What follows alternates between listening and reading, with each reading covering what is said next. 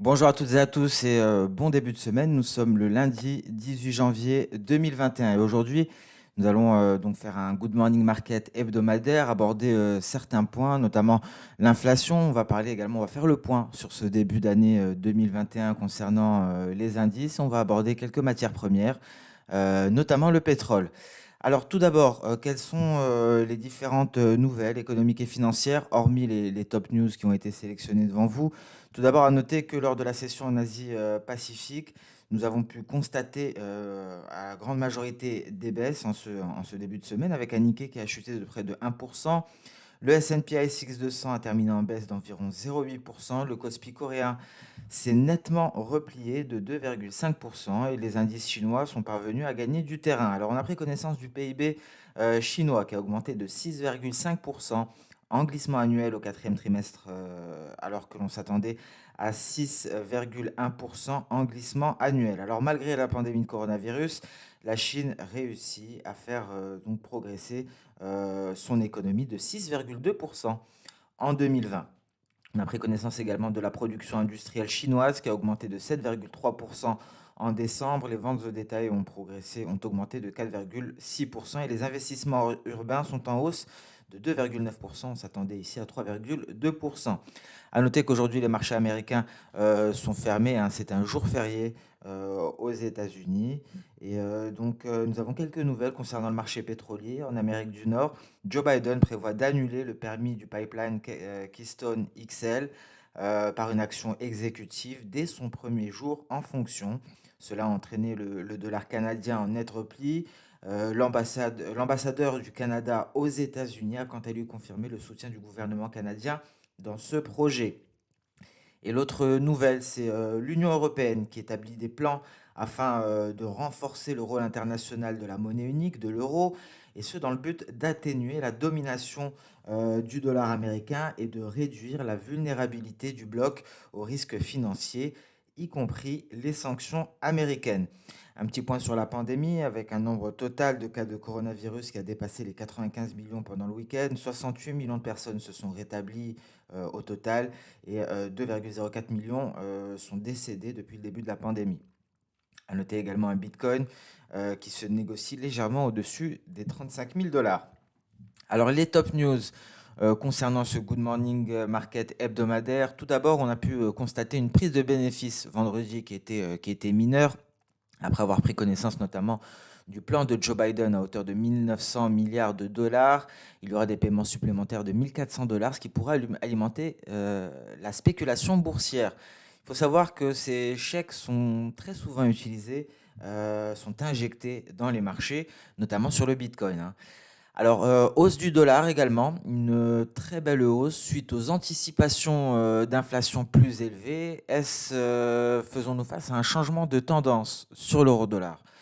Alors, un dollar plus fort, bien entendu, pousse au repli le gold et le silver. Et donc, il y a une volatilité sur le marché de la crypto-monnaie, mais pas de direction claire pour le moment.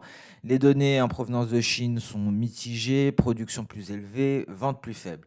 Alors, que nous réserve cette semaine? Aujourd'hui, c'est férié aux États-Unis. On s'attend à une faible volatilité à Wall Street, les futures cotes. Et donc, mardi, on va prendre connaissance du zoo. Mercredi, la Banque du Canada. Et ce sera surtout l'investiture de Joe Biden. Et ça, c'est l'événement de la semaine. Jeudi, ce sera au tour de la BOJ, la CRBT, la BCE. On prendra connaissance du chômage et des mises en chantier aux États-Unis. Et vendredi, les flashs PMI. Donc voilà pour cette semaine, et bien entendu, c'est l'investiture de Joe Biden qui dominera. Il y a eu donc des petits problèmes de sécurité, mais il y a eu très peu de protestations ces derniers temps, et on le voit, hein, sur cette photo, la sécurité est largement renforcée au Capitole. Le Capitole qui est normalement sécurisé, donc pas de problème majeur à première vue. Cela pourrait avoir une forte volatilité, hein, sur le billet vert s'il y avait donc à nouveau des émeutes, mais visiblement toutes les précautions ont été prises. On va parler donc de l'inflation. Est-ce que l'inflation va apparaître? Ça a été l'une des craintes de vendredi, ce qui a entraîné, le billet vert, à la hausse. Alors pourquoi les marchés se préoccupent de l'inflation? Et là, vous avez un graphique avec plusieurs, matières, premières. Vous retrouverez le blé, le cuivre, le pétrole et j'en passe, le maïs. Et donc ce que l'on peut constater, c'est qu'effectivement, ce que l'on peut dire, c'est que les marchés se focalisent à ce point sur l'inflation parce que il y a donc une hausse des matières premières. Mais cela ne suffira pas à provoquer une inflation durable, hein. Cette hausse sur les matières premières, elle est évidente, hein, au vu de ce graphique.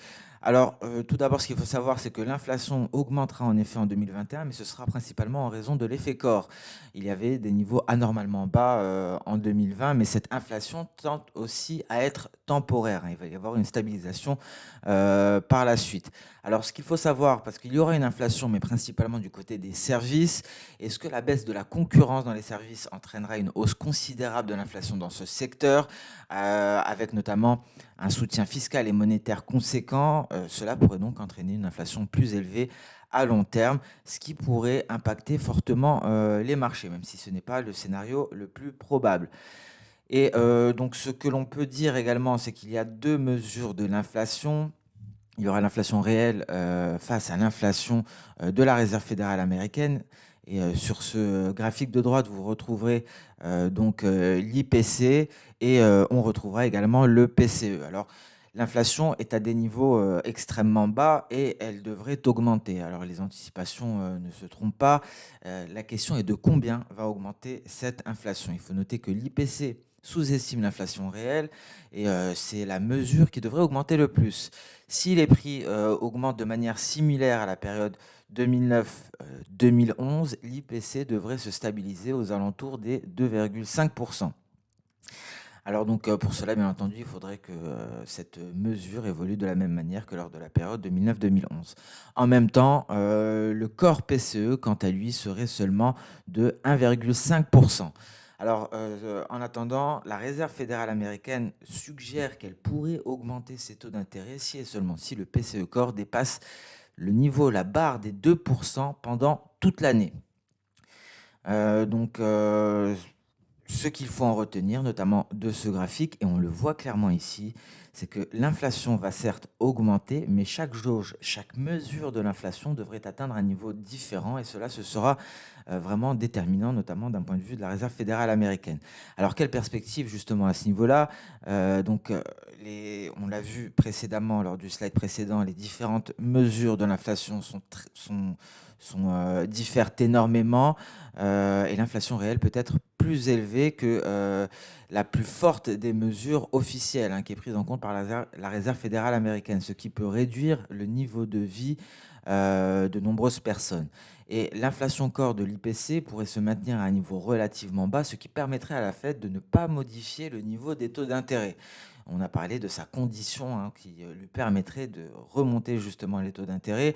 Alors, ce qui permettrait une inflation corps de dépasser les 2 à long terme, et donc toute l'année éventuellement, il faudrait que les cours des matières premières augmentent considérablement. Cela permettrait d'affecter d'autres secteurs, d'autres catégories. Et il faut noter tout de même que l'inflation dans le secteur des services reste inévitable à cause de la pandémie. Il y a eu de nombreuses faillites, il y en aura encore. Il y a eu des investissements qui ne se sont pas faits, et on pourrait s'attendre à une demande accrue qui permettrait à d'autres entreprises de faire monter les prix. Donc la reprise créera une demande accrue et donc cela, il y aura moins de concurrence et ça permettra, pas des mini-monopoles, mais ça permettra de faire monter les prix des services. Et les coûts de logement aux États-Unis également devraient augmenter à un rythme plus soutenu. Par exemple, hein, c'est un des effets du télétravail. Mais il faut noter, on en parle souvent des choses qu'ignorent les marchés, et ça en fait partie. Les taux d'intérêt et l'inflation sont considérés comme faibles et donc par conséquent, de nombreuses catégories d'actifs seraient pénalisées en cas de réalisation d'un tel scénario. À présent, nous allons parler des marchés en 2021. Nous allons faire un état des lieux des marchés en 2021. Nous allons commencer par les indices et on notera, c'est ici, hein, que l'on peut le constater. Donc, vous avez la liste de tous les indices selon les zones et ici, on a l'évolution de ces indices depuis le début de l'année. Il n'y a que du vert depuis le début de l'année. Avec une croissance du PIB nominal de 7 à 6%, on peut voir que de nombreux marchés ont déjà réalisé plus de 50% de cette croissance en seulement 2 semaines, 6 à 7%, donc c'est 3,5%, voire 4%, voire 3,75%. On remarque que beaucoup d'indices ont déjà dépassé les 3,5%. Alors il faut noter que les marchés négligent complètement des mesures de confinement qui pourraient, voire devraient être prolongées, notamment en vue de cette troisième vague qui se matérialise avec de nombreux variants. Et les marchés négligent également les données décevantes en provenance des États-Unis. Alors, ce qu'il faut savoir, ce qui a soutenu jusqu'à présent la hausse des indices, c'est principalement ce plan de relance de Joe Biden qui risque à moyen terme d'être préjudiciable à l'économie, à moyen terme, voire à long terme. Alors, il faut noter également que l'on s'attend à ce qu'une majeure partie de ce montant, de ces capitaux qui vont être redistribués, se retrouve sur les marchés boursiers. Donc voilà pour cet état des lieux sur les indices. Nous avions parlé récemment du ratio put-call qui nous donnait un avertissement clair quant à un éventuel retournement de marché. Nous avons parlé de l'évaluation d'indices surévalués. Et il faut savoir que ce ratio put-call que l'on retrouve ici sur le graphique de droite est à des niveaux extrêmement bas et les volumes total des options américaines atteint des niveaux records. Voilà le volume, voici le ratio put-call. Alors, les particuliers américains utilisent toujours ce marché des options utilisent toujours les calls, concrètement, donc des options d'achat, car les puts sont des options de vente, dans un but spéculatif, car les options d'achat sont considérées actuellement comme un substitut des actions. Et cela force les courtiers à se couvrir. Les courtiers, face à tant de flux, face à un tel comportement, sont forcés d'acheter des actions afin de couvrir leur position. Et donc, ces achats d'actions alimentent davantage la hausse de Wall Street. Alors, c'est à nouveau un des symptômes majeurs de la surchauffe des marchés. Il y a un autre symptôme que l'on peut déceler qui nous rappelle quelque chose que l'on avait vécu au début des années 2000, c'est le nombre d'introductions en bourse. Et actuellement, nous assistons à un nombre d'introductions en bourse supérieur à celui de 2000. Et il y a également la montée en flèche d'actions dites vedettes. Ce sont les actions des producteurs de véhicules électriques. Alors, ce qu'il faut garder à l'esprit, c'est que ce marché haussier a été en grande partie favorisé par la Réserve fédérale américaine et ce marché haussier devra prendre fin à un moment ou à un autre. Alors, pour l'heure, il est très difficile de déterminer un timing, très difficile de déterminer un point de retournement de tendance. Alors, pour ceux qui ont des portefeuilles actions, il y a la possibilité de choix s'offrent à vous. Vous avez soit la possibilité de tenter de réaliser davantage de bénéfices en profitant de cette poursuite de la hausse, ou bien vous pouvez couvrir votre portefeuille actions et les CFD sur indice sont la meilleure option pour cela. Par exemple, vous avez la possibilité d'intervenir sur des micro-lots, ce qui vous permet d'être extrêmement précis. Et pour couvrir un peu plus de 50% d'un portefeuille basé sur les actions américaines à hauteur de 20 000 $ pour l'exemple, on peut prendre une position courte à hauteur de 0,05 lots sur le S&P 500. Avec un S&P 500 à 3800 points, un lot équivaut à 190 000 $. Donc voilà pourquoi, pour couvrir 50% d'un portefeuille de 20 000 $, il vous suffit de prendre 0,5 lots sur le S&P 500, ce qui vous permet de vous couvrir. Donc voilà pour cette partie couverture de portefeuille. Nous allons parler de plus en plus de gestion de portefeuille, de couverture de portefeuille et de tout cela, car je pense que la clé pour cette année 2021 est de se diversifier. Il y a plusieurs moyens à cela. Il n'y a pas que les actions, justement. On parlera peut-être prochainement, éventuellement, d'ETF. Alors, nous allons aborder à présent le dollar américain avec un graphique. Nous sommes habitués, pour ceux qui suivent les Good Morning Market, à ce genre de graphique. Il faut noter que le biais vert approche de ses plus bas de 2018. Ici, on retrouve le dollar index en spot et on retrouve les plus bas de 2018. Nous sommes très proches. Nous avons rebondi et la position nette est à un niveau extrême d'un point de vue négatif. On est encore plus bas en fait qu'en 2018, on peut le constater ici, donc une position nette extrêmement négative. Il faut noter que le dollar américain est toujours surévalué à long terme, mais le risque d'une correction à la hausse qui serait déclenchée par la fermeture de positions short reste élevé. Donc la clôture de position à la vente sur le billet vert pourrait entraîner une correction haussière. Qu'en est-il de l'euro-dollar? Alors, des mouvements sur l'euro-dollar, bon, c'est le graphique du bas, hein. Ici, on retrouvera les rendements à 10 ans, que ce soit aux États-Unis ou en Allemagne. Donc, ce que l'on peut constater, c'est que les mouvements sur l'euro-dollar ont été similaires à ceux que nous avons pu observer en 2018. Donc, ce qui suggère qu'un mouvement à la hausse vers 1,26 reste toujours possible, hein, malgré les circonstances actuelles. Mais il faut noter que la reprise des rendements à 10 ans aux États-Unis pourrait empêcher une telle progression en direction des 1,26. Donc tout dépendra concrètement des rendements à 10 ans. Et en 2018, l'euro-dollar était toujours et resté à la hausse, même après que le spread des rendements à 10 ans se soit inversé. Mais cette fois-ci, on peut le constater ici, ce renversement est beaucoup plus net que ce que l'on a pu constater en 2018. Donc un retournement de tendance ou une correction plus profonde semble très probable à l'heure actuelle. Voilà pour l'euro-dollar. On va aborder à présent le gold et le silver. D'ailleurs, le silver qui retrouve des couleurs actuellement. On va en parler lorsque l'on va aborder le compartiment des matières premières, lorsque l'on va passer à la revue de marché. Et peut-être un silver qui nous donne un signal de retournement aussi. Alors, ce qu'on garde à l'esprit, globalement, on prend de la hauteur et ce qu'il faut garder à l'esprit, c'est que concernant les métaux précieux, le sentiment reste haussier. C'est un marché bullish depuis 2018.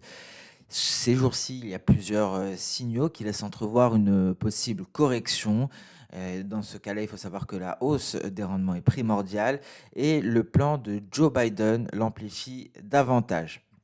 Alors, il y a une menace concernant les cours des métaux précieux, c'est justement la hausse du coût des capitaux. Et il y a également un signal qui nous alerte ici, c'est l'augmentation des avoirs des ETF qui ralentit considérablement. Les ETF, on le retrouvera ici, le cours spot du silver est en vert, les avoirs des ETF qui sont en train de plafonner ici en rose. Et donc, on retrouvera des avoirs des ETF pour le gold en repli qui se stabilisent actuellement, c'est en jaune, et les cours du gold en spot en blanc. Nous avons également le dollar américain qui est extrêmement survendu et donc une correction haussière sur le billet vert pourrait avoir un impact négatif sur les métaux précieux. Ce qu'il faut garder à l'esprit à plus long terme, c'est que la politique monétaire devrait continuer à soutenir les cours du gold et de l'argent sur un horizon sur du long terme. Et donc, une correction à court terme sur les métaux précieux nous permettrait donc d'avoir un excellent point d'entrée. Et nous allons terminer avec l'or noir, le pétrole, des cours du pétrole qui ont connu une hausse qui évolue en territoire positif depuis le début de l'année. Ici, on retrouvera donc ces deux graphiques avec le générique, donc la jambe, le R1 par rapport à l'euro-dollar, et on retrouvera un peu plus haut l'offre et la demande en jaune par rapport à ce même R1, ce contrat futur, cette première jambe. Ce qu'il faut savoir, c'est que l'OPEP est en train de créer un déficit sur le marché pétrolier, ce qui pousse bien entendu les prix à la hausse, et c'est l'Arabie Saoudite qui se sacrifie le plus dans cette optique-là. Et nous avons également un affaiblissement du billet vert qui a soutenu la hausse des cours du pétrole jusqu'à présent. Mais prudence, en cas donc de correction haussière, cela pourrait créer un changement temporaire dans cette tendance. Et au vu des années 2009 et 2016, il semblerait qu'une correction est actuellement possible, mais un retournement de tendance semble peu probable. Donc pour l'heure, on peut s'attendre à une poursuite de la correction sur le marché pétrolier, mais une correction qui ne serait que de courte durée, ce qui permettrait au pétrole de repartir à la hausse par la suite. Et d'ailleurs, nous avons une formation en ETE également sur le pétrole qui n'a toujours pas atteint son objectif théorique. Nous allons parler et conclure avec le Bitcoin. Un Bitcoin qui ne cesse de progresser depuis Noël. Nous avons franchi les sommets de 2017, ce qui a entraîné, ce qui a accentué la hausse des cours du Bitcoin. Et donc, à noter tout de même, et ça c'est le point noir, que l'utilisation du Bitcoin dans l'économie réelle a diminué depuis 2017. Et donc, ce qu'il faut savoir, c'est que d'un point de vue fondamental, le Bitcoin gagne du terrain pendant que la Réserve fédérale américaine et d'autres banques centrales affaiblissent considérablement leur monnaie fiduciaire. Cependant, le principal concurrent du Bitcoin, c'est le gold, et le ratio Bitcoin-gold a également grimpé en flèche.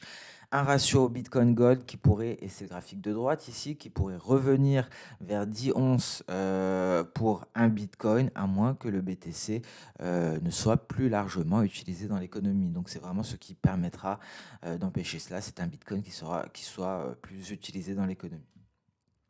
Donc voilà pour cette présentation hebdomadaire. Nous allons passer sans plus tarder sur une revue plus traditionnelle des marchés. Nous avons en Europe des indices qui tentent de retrouver des couleurs. Il faut noter qu'aujourd'hui ce sera férié aux États-Unis. Les indices américains devraient patiner. En attestent les derniers chandeliers ici, que ce soit sur le Nasdaq, le Dow Jones ou le S&P 500. Et on pourrait donc se replier en Europe dans le sillage de l'Asie et dans un contexte de faible liquidité. On va commencer par les indices boursiers. Nous allons débuter, comme à notre habitude, par le DAX. Un DAX qui s'est clairement replié en fin de semaine dernière, après avoir pris connaissance du plan de Joe Biden et après avoir pris connaissance des anticipations d'inflation. Nous avons assisté donc à une correction mineure. Une correction qui pourrait s'approfondir ici pour le DAX, car on remarquera que nous avons une oblique haussière, c'est celle-ci. Une oblique haussière, lorsque l'on a franchi cette oblique haussière, s'en est suivi des replis de plus de 300 points. Alors, en plus de cela, nous sommes en dessous du nuage et nous avons donc une SSB qui fait office de support avant de permettre au DAX d'éventuellement retester cette oblique haussière en pullback. Donc, vers un approfondissement de la baisse, cela semble assez probable, en direction éventuellement des 13 560 points. Pour l'heure, on retrouve des couleurs, on tente d'aller tester la Tenkan. Cependant, le DAX a du mal à y aller. Le CAC 40 également tente de retrouver des couleurs après avoir franchi son nuage et s'être replié en dessous de cette zone à 5617 points. Rien à signaler concernant le Nasdaq, il ne se passera pas grand-chose, mais nous sommes en dessous de notre niveau des 12 862 points. Un approfondissement de la baisse reste le scénario le plus envisageable, et donc on pourrait aller chercher ici les 12 600 points sur le Nasdaq. En revanche, si on parvient à se hisser à nouveau au-dessus des 12 860, on pourrait envisager à nouveau des perspectives haussières à court terme, et un franchissement de nuage pour le Nasdaq nous permettrait d'aller chercher ici, d'aller se hisser au-dessus des 13 000 points. Le Dow Jones, quant à lui, est à l'intérieur de son nuage. Il a effectué une tentative de pullback vers cette oblique haussière et il l'a enfoncé pour aller chercher ici notre projection E. Nous allons donc très certainement osciller aux alentours de ce niveau dans l'enceinte du nuage H4. Le S&P 500 également a réintégré son nuage. Il est quant à lui en dessous des 3767. Une importante zone de support est à 3735, ce qui nous permettrait d'envisager un approfondissement éventuel du repli en direction des 3660, et un franchissement ici des 3780 nous permettrait d'envisager une hausse à court terme pour aller chercher les récents sommets. Le Russell 2000, nous avions parlé de cette fameuse ETE qui nous faisait craindre un repli. Cette ETE s'est finalement matérialisée, et ce qui est beau, c'est que le Russell 2000 est allé très rapidement chercher l'objectif théorique. Donc je vais zoomer quelque peu pour une meilleure visibilité. Alors je vais retirer cette oblique. Nous avions ici une première épaule, la seconde épaule et la tête, et donc une ligne de coup à ce niveau-là. Et donc ce que nous avons eu, c'est tout simplement voilà, je vais l'ajuster pour plus de précision. Voilà, très bien. Donc nous avons eu un breakout à ce niveau-là et nous sommes allés très rapidement chercher l'objectif théorique. Ça a été vraiment assez précis, un objectif théorique qui correspondait plus ou moins à un palier de SSB. On a retrouvé des couleurs par la suite pour tenter de refranchir ici la Kijun. On s'est replié, on est ressorti ici de notre nuage par le bas. Prudence, on pourrait repartir en direction de l'ancien objectif théorique, ce qui représente le dernier rempart ici avant les 2077. Mais en tout cas, le Russell 2000 nous prouve l'efficacité des épaules tête-épaule, hein. Souvenez-vous, la précédente qui avait été également extrêmement précise, la précédente que voici. Et nous avons eu encore une fois une épaule, une figure en ETE qui a réalisé l'objectif théorique très rapidement et avec une grande précision. Alors c'est ce qui nous faisait craindre, c'est ce qui nous modérait dans nos attentes haussières justement sur le Russell 2000, un Russell 2000 qui avait nettement progressé à l'annonce du plan de relance de Joe Biden, mais qui n'a pas attendu longtemps avant donc d'aller finaliser sa figure en ETE.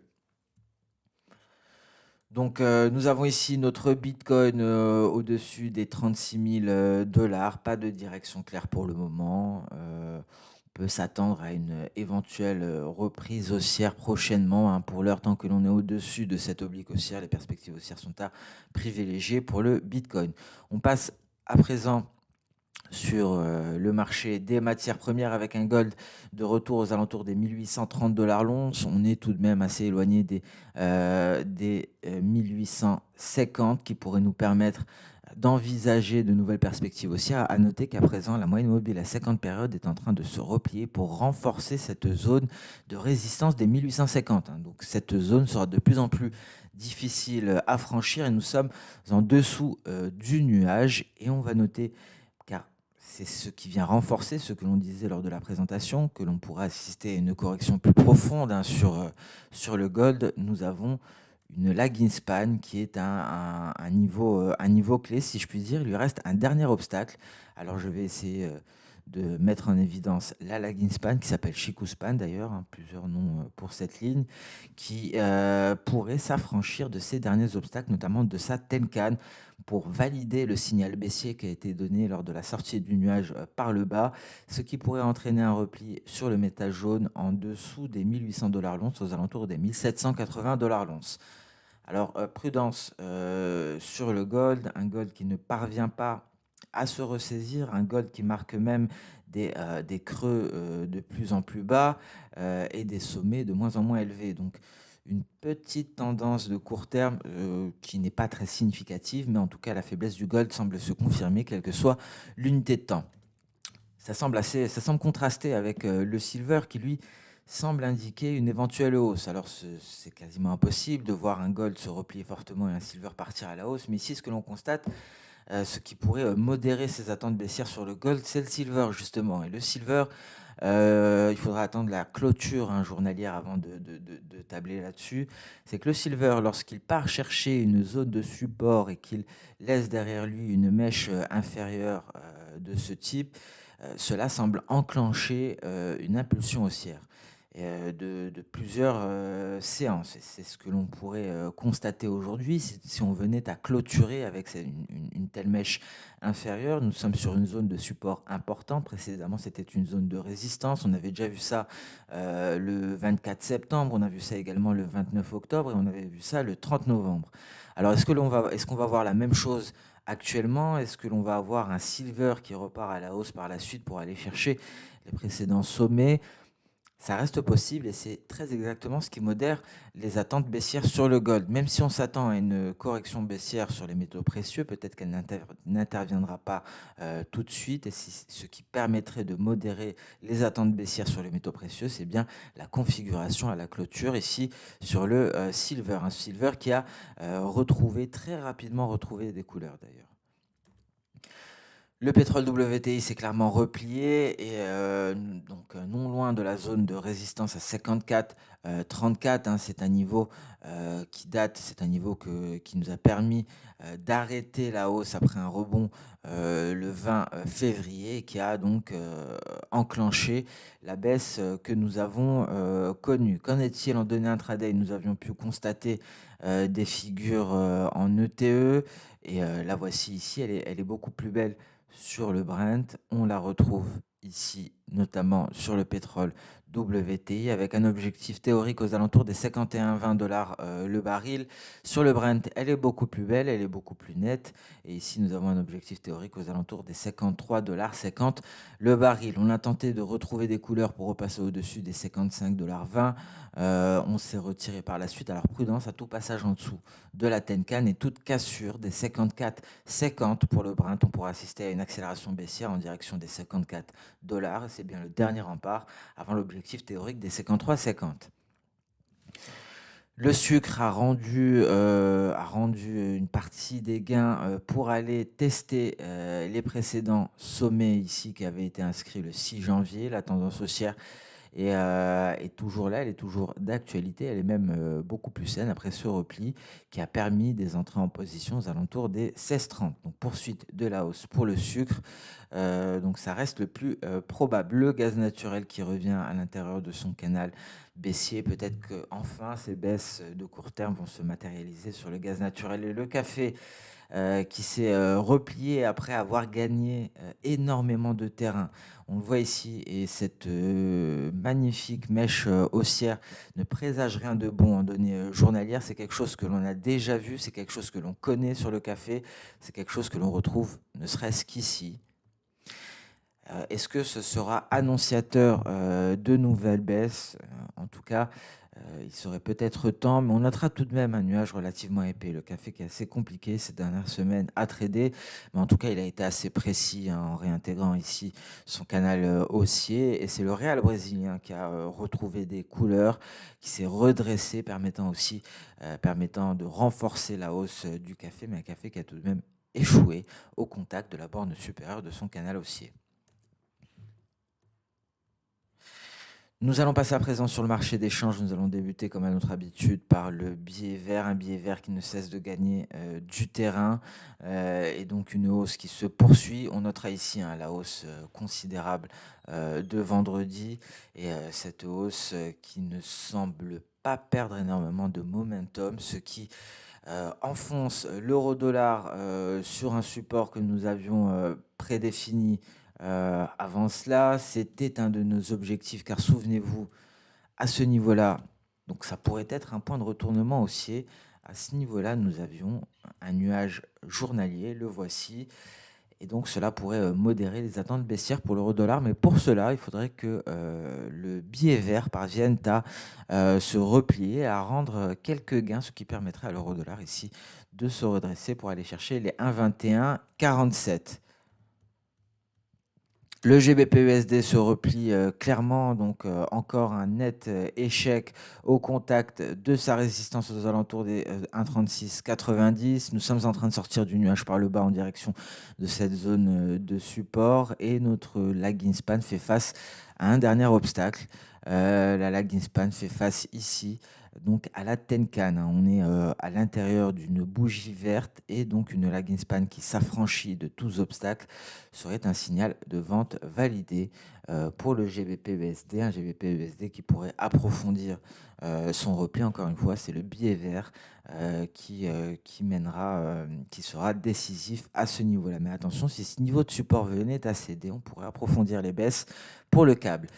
Le NZD-USD, quant à lui, il est allé faire son breakout très exactement sur la zone que nous avions marquée, sur sa ligne de coup. Et donc, épaule, tête, épaule, accélération baissière. Nous avons une première cible ici à 0,708 50. Et si cette zone venait à céder, la baisse devrait se poursuivre jusqu'au 0,70 200, dernier rempart avant l'objectif théorique que l'on retrouvera ici à 0,68, il me semble, 0,69 800. Pardon, donc ce qui permettrait de réaliser l'objectif théorique de cette figure en épaule, tête, épaule, avec un très beau breakout ici, d'une très belle précision. Donc prudence tout de même aux objectifs intermédiaires. La UDNZD qui marque le pas et qui marque une pause avant d'éventuellement repartir à la hausse en direction de son objectif, de sa résistance de moyen terme. L'euro-yen qui continue d'approfondir les baisses depuis le signal baissier qui a été donné par le franchissement de la borne inférieure de son canal haussier. Le GBP-yen qui, donc c'était bien un bull trap ici qui réintègre son canal haussier, qui vient même franchir son nuage et pour en sortir par le bas et donc une baisse qui pourrait s'approfondir en direction des 139 .500 si jamais la lagging span parvenait à passer ici par exemple par ce twist, hein. C'est un scénario qui semble plutôt intéressant ici pour le GBP-Yen. On pourrait marquer une pause d'un point de vue latéral pour après effectuer une nouvelle percée baissière qui permettrait à la lagging span de passer par ce twist.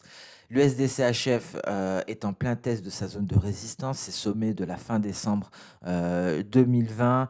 S'il échoue à ce niveau-là, un retour à la Kijun est largement probable pour un retour dessous de mine, un test ici de sa Kijun à 0,8896, dernier rempart avant ses faiblesses de nuages à 0,8884.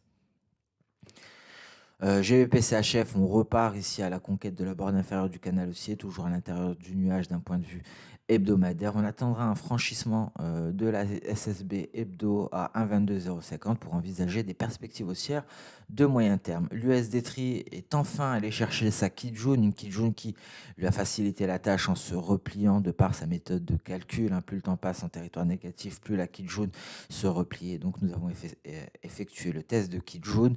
Peut éventuellement s'attendre à un repli. On attendra la CBRT cette semaine pour y voir plus clair sur l'USD-TRI. On notera, hein, tout de même que l'on pourrait avoir ici une probable figure de retournement avec une ligne de coup et cela pourrait correspondre à un pullback, hein, cette hausse. Mais nous avons un beau support ici et seul le franchissement de ce dernier permettrait d'envisager un retour en direction des 6,95 environ. Alors ce Good Morning Market hebdomadaire touche à sa fin. Ce sera une semaine très importante avec l'investiture officielle de Joe Biden. Plusieurs chiffres. On terminera cette semaine avec les flashs PMI. Et donc imprudence au vu de ces ratios put-call. Il faut savoir qu'il y aura correction sur les marchés actions, sur les marchés indices. Le tout sera d'essayer de déterminer quel en sera le timing. Donc ce Good Morning Market touche à sa fin. Je vous remercie pour votre fidélité, je vous remercie pour votre temps. N'hésitez pas à liker cette vidéo et entre-temps, je vous souhaite donc une excellente séance de trading et je vous donne rendez-vous à demain pour le prochain Good Morning Market. Au revoir.